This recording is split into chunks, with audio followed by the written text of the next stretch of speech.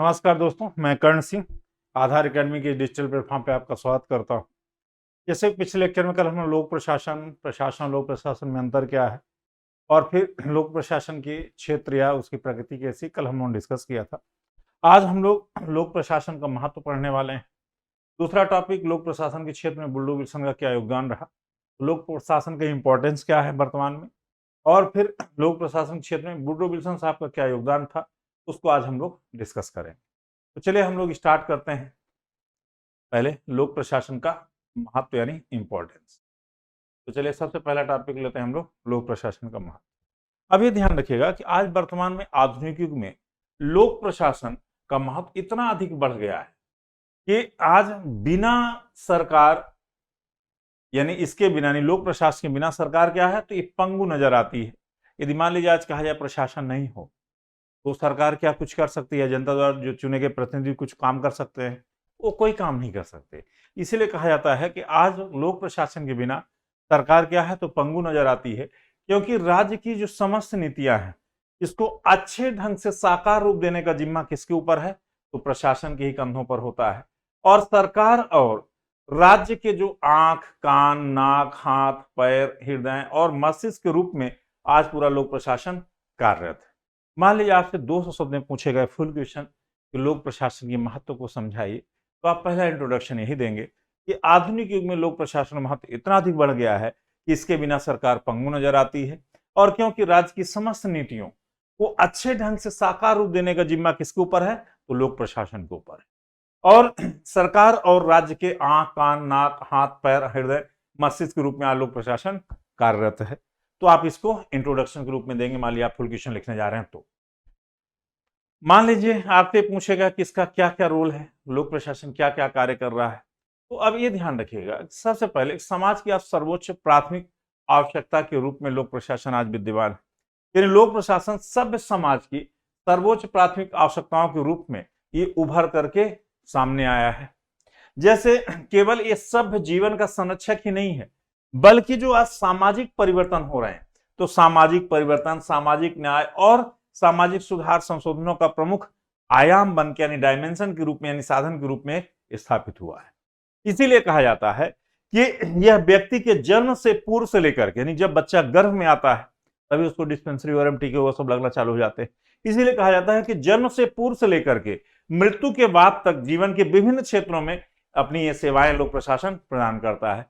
क्योंकि बच्चा जैसे गर्भ में आता है तो गर्भ में आने से ही यानी जिसे माता को उसके टीकाओं का लगना चालू हो जाता है। फिर मान ली मृत्यु के बाद भी मृत्यु प्रमाण पत्र कौन देता है तो प्रशासन ही देता है।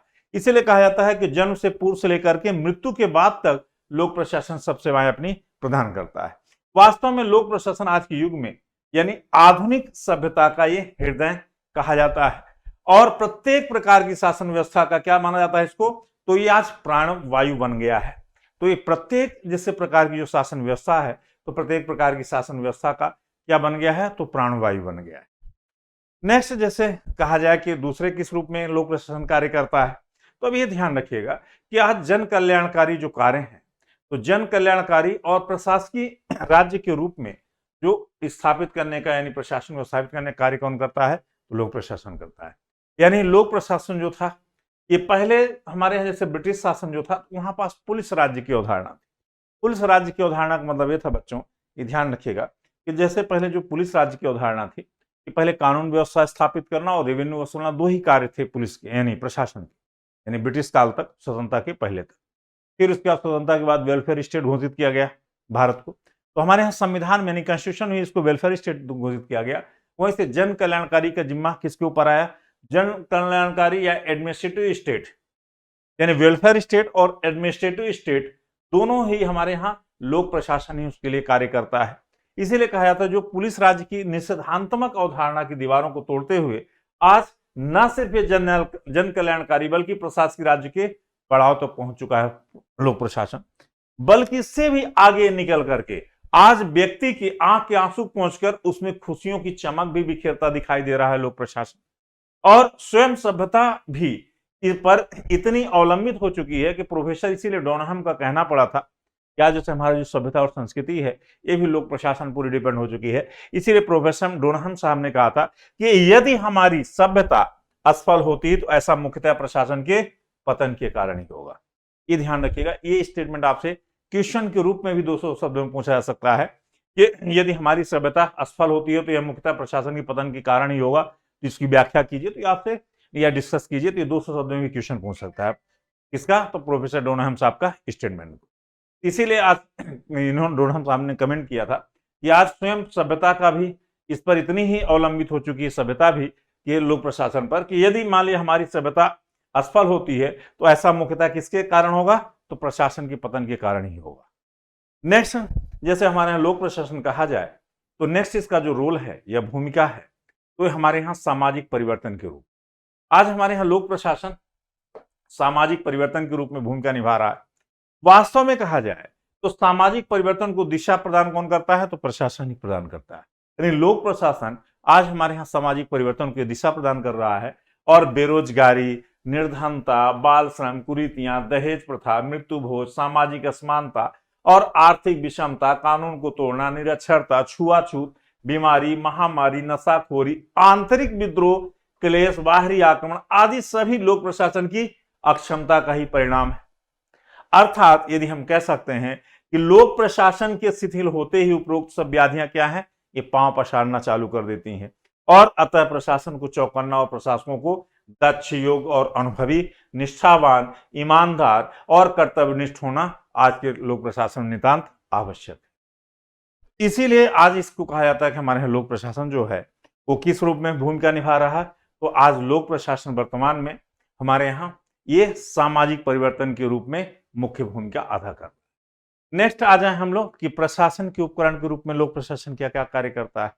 तो आज आधुनिक युग में लोक प्रशासन आधुनिक युग में अनेक प्रकार से और अनेकों रूप में मानव को सेवाएं और उनके कल्याण के लिए प्राणपण से पूरा जुटा हुआ है।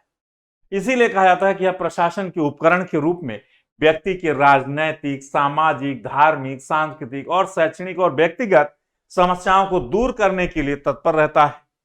यह हमारी सभ्यता एवं संस्कृति का रक्षक भी है लोक प्रशासन, और प्रत्येक राष्ट्र की सांस्कृतिक विविधता और विरासत के संरक्षण की जिम्मेदारी आज मुख्यतः कहा जाए किसके ऊपर है?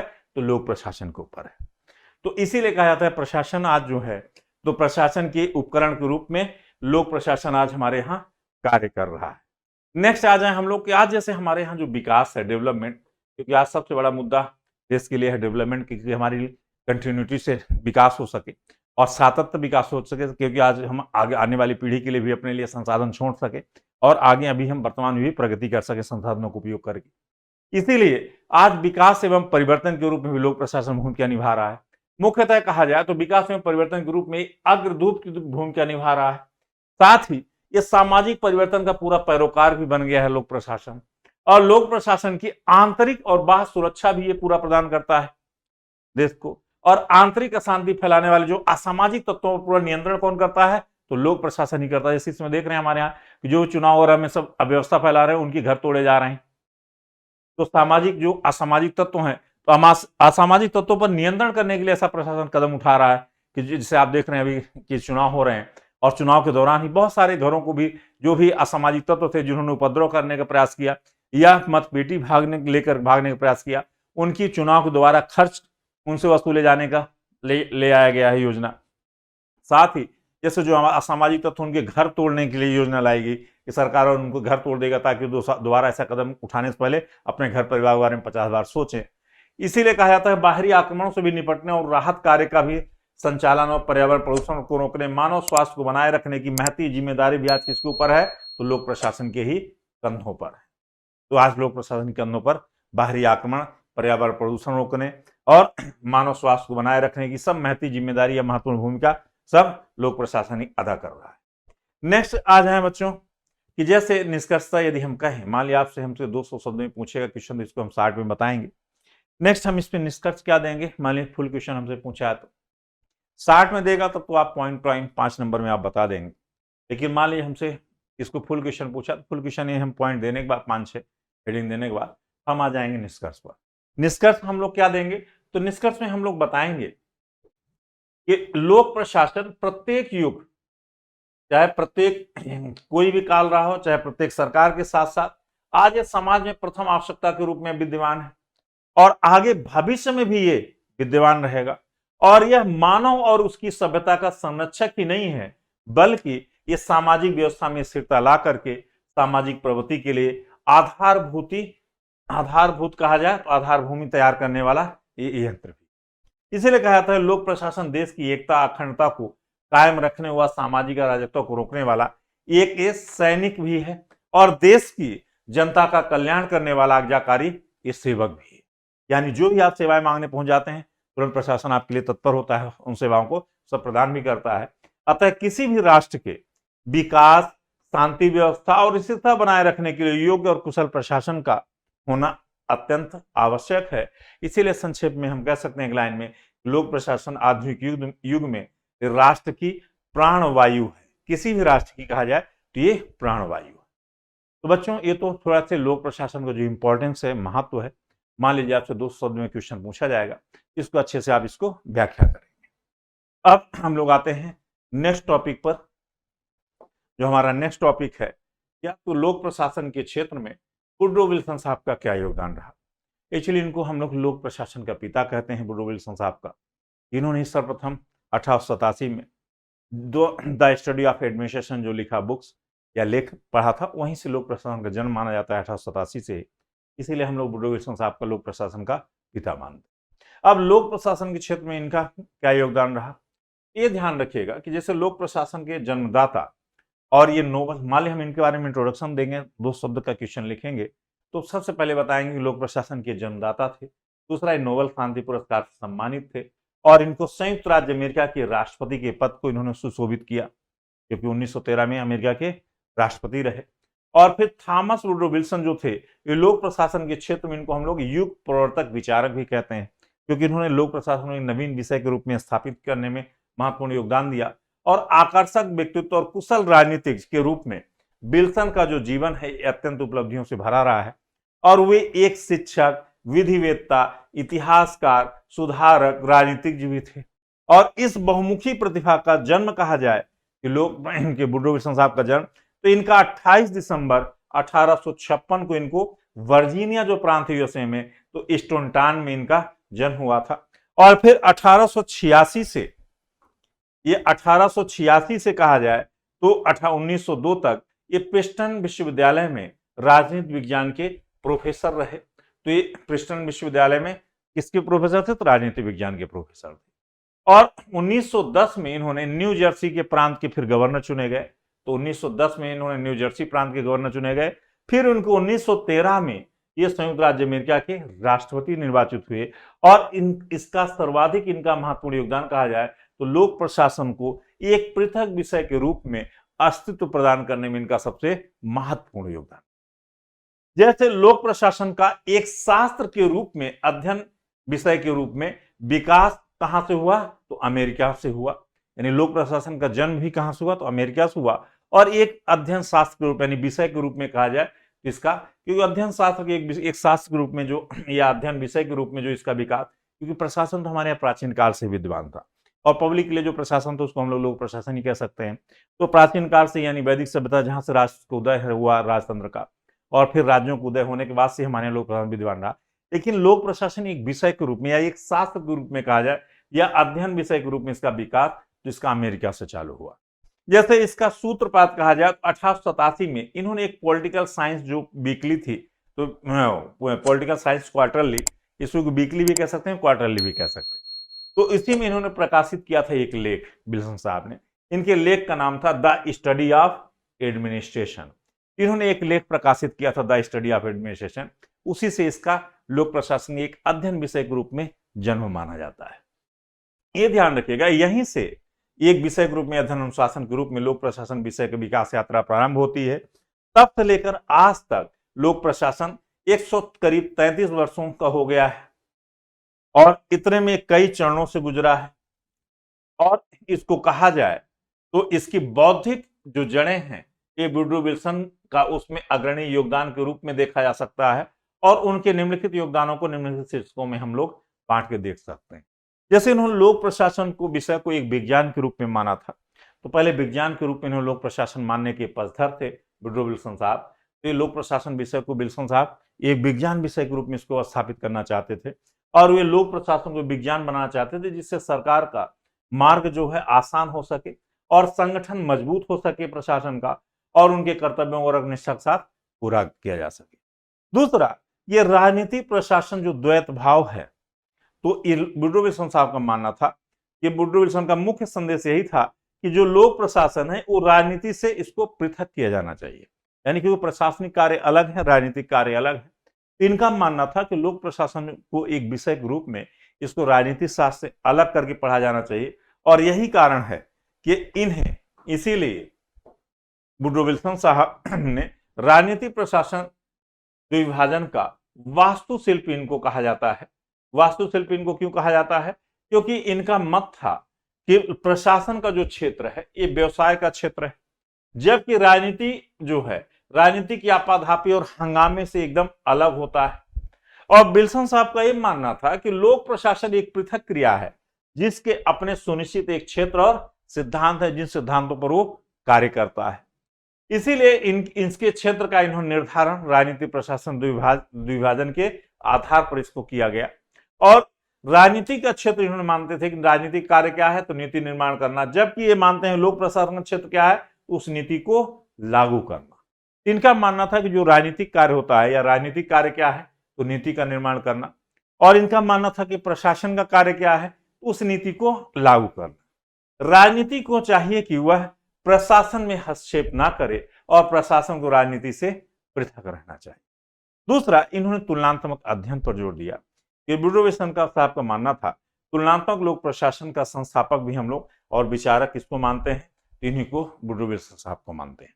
जैसे इनका मानना था कि किसी एक देश की जो प्रशासनिक व्यवस्था है, तो किसी भी एक देश की प्रशासनिक जो व्यवस्था है वो किसी दूसरे देश की प्रशासनिक व्यवस्था से संपूर्णता के आधार पर तुलनात्मक अध्ययन प्रस्तुत नहीं होता है उससे, जब तब तक कि देश की प्रशासनिक व्यवस्था के गुणों, उसकी विशेषताओं और उनकी कमियों को जानना और समझना संभव नहीं हो। अब ये ध्यान रखिए, इनका मानना था कि किसी भी एक देश की तुलना हम दूसरे देश की प्रशासनिक व्यवस्था से यदि करते हैं तो उसको संपूर्णता के आधार पर तुलना तब तक संभव नहीं होता है या तब तक तुलनात्मक अध्ययन उसका प्रस्तुत नहीं हो सकता है जब तक कि किसी देश की प्रशासनिक व्यवस्था के जो गुण हैं, उसकी जो विशेषताएं हैं, उनकी कमियां हैं, उनको जानना समझना संभव नहीं है। इन्होंने जैसे लोक सेवा में सुधार संबंधी अपने जो विचार प्रस्तुत किए, तो वुडरो विल्सन साहब का मानना था, विल्सन का यह मत था कि जीवंत लोकतंत्र के लिए आवश्यक है कि योग्यता आधारित लोक सेवा का विकास हो। और उन्होंने एक ऐसी लोक सेवा की कल्पना की थी जो सुसंस्कृत हो, समझदारी और उत्साह से काम करने में सक्षम हो और फिर भी निर्वाचनों पर निरंतर जन सलाह द्वारा जनप्रिय विचार से घनिष्ठ रूप से जुड़ी हुई, जिससे कि स्वेच्छाचारिता, वर्ग भावना का प्रश्न ही पैदा ना हो। और विल्सन के मतानुसार कि सिविल सेवा पेशेवर रूप में समर्थ और योग्य होनी चाहिए, तो समर्थ राजनीतिक रूप से निष्पक्ष होनी चाहिए। और इनका मानना था विल्सन साहब कि आधुनिक सेवी जो वर्गीय है, तो आधुनिक जो सेवी वर्गीय है, नौकरशाही जो है, तो आधुनिक नौकरशाही प्रशासन की बौद्धिक आधारशिला की नींव रखने वाले विद्वान भी यही वुडरो विल्सन साहब है। नेक्स्ट, इसके अतिरिक्त विल्सन साहब का कहा जाए तो विल्सन साहब प्रशासन और जनमत के संबंधों का परीक्षण करते हुए कहते हैं कि साधन खोजना चाहिए, साथ ही उसे प्रशासन में हस्तक्षेप से बचना चाहिए। साथ ही विल्सन अपने लेख के अंतिम भाग में प्रशासन के अध्ययन के सबसे अच्छे तरीके का परीक्षण करते हुए दिखाई देते हैं।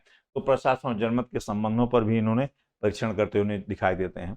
नेक्स्ट, ये ध्यान रखिए कि वुडरो विल्सन साहब के जो विचार हैं उनको क्रिटिसाइज भी किया गया है कि इनके जो विचार हैं भला ही लोक प्रशासन जनक हैं, लेकिन ये भी आलोचनाओं से बच नहीं पाए। इसीलिए कहा जाए निस्संदेह विल्सन ने लोक प्रशासन के क्षेत्र में एक युगांतकारी विद्वान और जन्मदाता हैं, लेकिन उन्होंने अपने लेख में जिन मुद्दों को सब उठाया था, जिन मुद्दों को डिस्कस किया, तो वो भी सिद्धांतों को जो वर्णन किया है, तो उन्हें एक एक कर वैध मान लिया गया। फिर भी उनके विचारों की व्यापक आलोचना भी की गई। और इनकी आलोचना किस प्रकार की गई, तो निम्न प्रकार हम लोग इन विचारों, इनकी आलोचनाओं को स्पष्ट कर सकते। पहले तो इनकी आलोचना की जाती है कि विल्सन की आलोचना जो है वुडरो विल्सन साहब की, कि कुछ विद्वानों को मानना है कि एक कहकर की है इनकी आलोचना कि लोक प्रशासन का अध्ययन जो है तो विल्सन के विचार से पहले ही प्रारंभ नहीं हुआ, बल्कि यह तो विल्सन के विचार आने से पूर्व ही प्रारंभ हो गया था। ये नहीं कि विल्सन साहब ने लोक प्रशासन विचार दिया वहीं से प्रशासन प्रारंभ हुआ। ये विल्सन साहब के विचार देने से बहुत पहले से लोक प्रशासन हमारे यहाँ विद्वान था, यानी प्राचीन काल से विद्वान। दूसरा, इनकी आलोचना ये कहकर की जाती है कि विल्सन साहब ने जो राजनीति और प्रशासन द्विभाजन का सिद्धांत दिया, तो उस पर दिए गए विचारों की अस्पष्टता के चलते ही विद्वानों को मत है कि एक ओर तो विल्सन राजनीति और प्रशासन को पृथक पृथक विषय मानते हैं, तो दूसरी ओर ये प्रशासनिक सिद्धांतों एवं कार्यकरण को मूलतः राजनीति के नियमों और उनके परस्पर दृष्टि विरोधी विचार दृष्टिपात इनके होते हैं, तो परस्पर इनके विरोधी विचार भी दृष्टिपात होते हैं। नेक्स्ट, कि जैसे विल्सन साहब के जैसे लेख की आलोचना इस आधार पर भी की जाती है कि इनका माना जाता है कि इनका जो लेख था वो एक अति सामान्य और व्यापक, अति अस्पष्ट है। तो अति सामान्य और अति व्यापक और अति स्पष्ट है इनके लेख। इनकी तीन आधारों पर आलोचना की जाती है कि अति सामान्य, अति व्यापक और अति अस्पष्ट इनके लेख को कहा गया। दूसरा, जैसे चौथा कहा जाए इनकी जो आलोचना का जो पॉइंट है कि हाल के शोध कार्यों से इस धारणा पर भी अब प्रश्न उठाया गया कि विल्सन ने ही लोक प्रशासन को शैक्षणिक विषय बनाया। जैसे वन रिपर, विल्सन और उनके लेख में वो लोक प्रशासन के जन्मदाता होने की जिम्मेदारी से ही मुक्त करते हैं। तो वीएन जो रिपर साहब हैं, तो इनको उनके जैसे लोक प्रशासन जन्मदाता होने से ही उनको मुक्त करते हैं। जैसे विल्सन साहब की एक आलोचना भी की जाती है कि विल्सन ने अपने लेख में सार्वभौमिक नियम प्रस्तुत करने की बजाय इन्होंने राजनीति, शासन एवं प्रशासन से जुड़े प्रश्न अधिक उठाए हैं। और विल्सन लोक प्रशासन को विज्ञान के रूप में देखते हैं, लेकिन उसकी जो प्रकृति है कैसी हो, यह लोक प्रशासन के बारे में नहीं बताते। तो वुडरो विल्सन की इस आधार की भी आलोचना की जाती है। तो वुडरो विल्सन साहब जो हैं, तो वुडरो विल्सन साहब विज्ञान के रूप में तो इसकी व्याख्या करते हैं, लोक प्रशासन को बताते हैं, लेकिन उसकी प्रकृति कैसी होगी यह वो स्पष्ट रूप से स्पष्ट नहीं करते हैं या नहीं बताते। तो इनकी ये 6 आधारों पर इनकी आलोचना की। अब इनके मान लीजिए हमको निष्कर्ष देना है, तो इनके हम लोग आलोचनाओं को व्याख्या करते हुए हमको निष्कर्ष पर पहुंचना होगा। जैसे उपरोक्त विवेचना और आलोचनाओं को देखते हुए कहा जा सकता है कि आलोचना जो है अतिवादता को दर्शाती है। जो आलोचना इनकी की जाती है वो किसको दर्शाती है? अतिवादता को दर्शाती है। इनसे विल्सन के महत्व और वह योगदान को आप कम नहीं आंक सकते हैं। यह कहने में कोई भी अतिशयोक्ति नहीं कि संभवतः वह पहला व्यवस्थित विचारक है जिसने समाज कल्याण और हित के लिए न सिर्फ प्रशासन की महत्ता को समझा, बल्कि प्रशासन को विज्ञान के रूप में वर्णित करने का प्रयत्न भी किया, या विज्ञान के रूप में वर्णित करने का प्रयास भी किया। और अपने विशिष्ट लेख द्वारा विल्सन ने न केवल प्रशासन का विचार प्रस्तुत किया, अपितु उन्होंने एक सामान्य विषय के रूप में लोक प्रशासन की भी नींव रखी, जहां से एक स्वतंत्र विषय के रूप में उसका जन्म हुआ, लोक प्रशासन विषय का।